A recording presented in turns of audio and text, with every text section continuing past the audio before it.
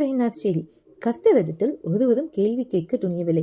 மத்திய சுவிசேஷம் 22 அதிகாரம் 41 வசனத்திலிருந்து 46 வசனம் வரைக்கும் நீங்க பாத்தீங்கன்னா, ஏசு கிறிஸ்து இப்ப பரிசேயர்கிட்ட ஒரு கேள்வி கேட்குறாங்க. அது வரைக்கும் ஏசு கிறிஸ்துட்ட நிறைய கேள்வி கேட்டாங்க.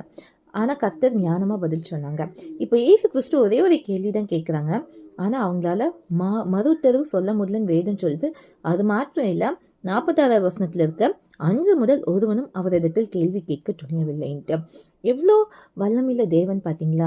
ஆனால் இன்னைக்கு அநேக நேரத்தில் நம்ம என்ன தெரியுமா கேட்குறோம்? எனக்கு மட்டும்தான் ஏன் இந்த பிரச்சனை தெரியல, கடவுள் என்ன பார்க்குறாரான்னு தெரியலன்னு சொல்கிறோம். அது மாத்திரம் இல்லை, அப்பா அம்மாவை பார்த்து என்னை ஏன் பெற்றீங்க அப்படிலாம் நம்ம கேட்குறோம். அப்படிலாம் நம்ம கேட்கக்கூடாது. ஏசியா 45 இருக்கு, தகப்பனை பார்த்தும் தாயை பார்த்து என்னை ஏன் பெற்றாயின்னு கேட்டிங்கன்னா உங்களுக்கு ஐயோன்னு இருக்கு.